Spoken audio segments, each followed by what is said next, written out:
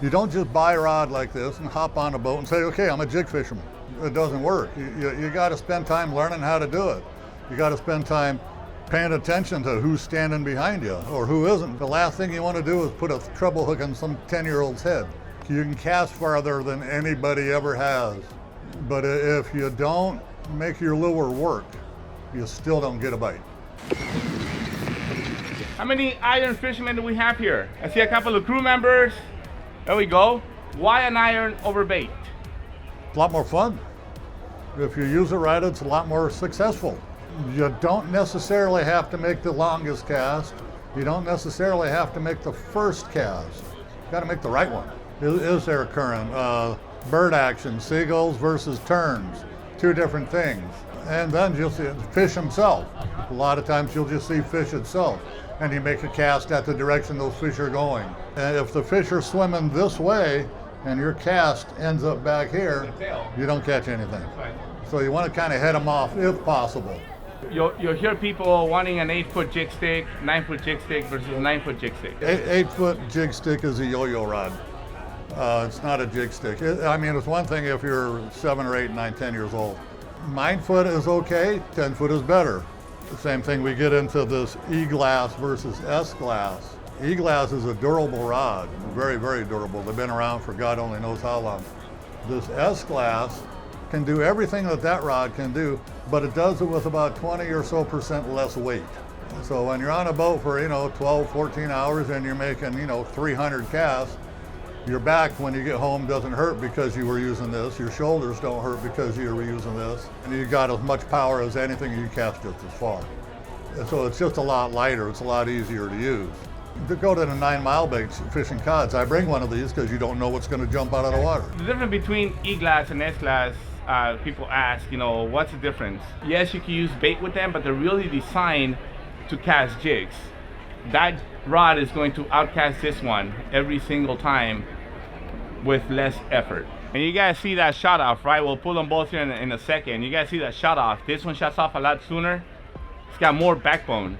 So think of it again as your denim versus your polyester. You guys can see that, right? That rod flexes more than this one. With Cooper's 100 pounds, pulling hard on that like if it was a bluefin. Only Thank for you. you. Does color matter? No. I use colors that I can see. Lighter colors, white, yellow, mint. You can cast farther than anybody ever has. But if you don't make your lure work, you still don't get a bite. And you got to learn to make your lure work properly. If you're getting bites, you're doing it right. But other than that, it's a serpentine action. Your lure's going to have this serpentine action like a snake, and every third or fourth time it's going to kick out to the side one direction or another. That kick out is what triggers a bite. You look at a school of bait, an anchovy, sardine, whatever it is, that school of bait goes around and around like this, and then it goes round and round like this.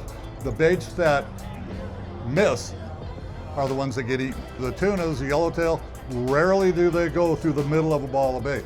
They pick them off on the side, and that's that motion. And that's why they bite it. So if I have a jig that just swims straight, swimming great, chances are not gonna get that bite. It's gonna look good. Unless it kicks to the side. Yeah, a lot of times yellowtail are notorious for it. They'll get right up on the back of your jig and they're just chasing, they're just like that. Right to the boat. That's because your jig's just going like this. As soon as it goes like that, they climb on it and you get a bite. You don't just buy a rod like this and hop on a boat and say, okay, I'm a jig fisherman. It doesn't work. You got to spend time learning how to do it. You got to spend time paying attention to who's standing behind you or who isn't standing behind you. The last thing you want to do is put a treble hook on some 10-year-old's head. My suggestion is if you're somewhat new, go down to Shelter Island Pier, cast away, get comfortable doing it. Then as time goes by, have somebody stand behind you.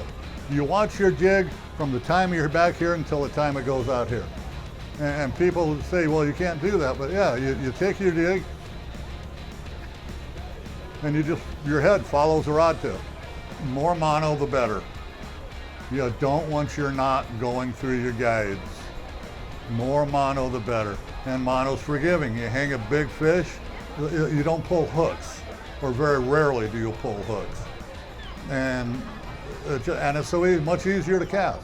I fish a very tight drag on mono because, again, you got a rod that's sitting there bending like this, you know. So it's that forgiveness, and you can get away with it.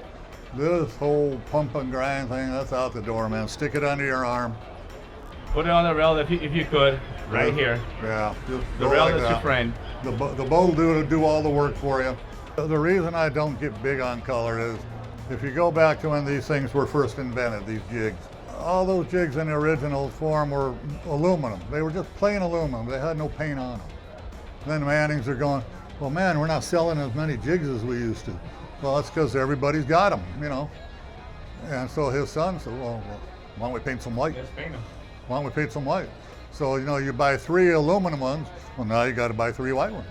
And then somebody invented a thing called the blue stripe. And anybody that's done any amount of jig fishing, you've got a jig or two where about 85% of the paint is gone. It's just patined aluminum, and the dumb thing works just fine. Still gets bit. It's how it swims. It's a reaction bite. So keep that in mind. I got a friend of mine, he's a 7X Solis, man. That's all he ever uses. And he misses out because sometimes they don't want that kind of motion. Get a couple of this, get a couple of that, whatever works. Whatever works. Get a couple of this, couple of that. Different profiles, a little bit bigger, a little bit smaller. They get on a profile depending on what they're eating and depending on where they are. You don't need 57 jigs in your tackle box. Thank you for sharing that knowledge with us. Day of the Docks, San Diego. Thank you.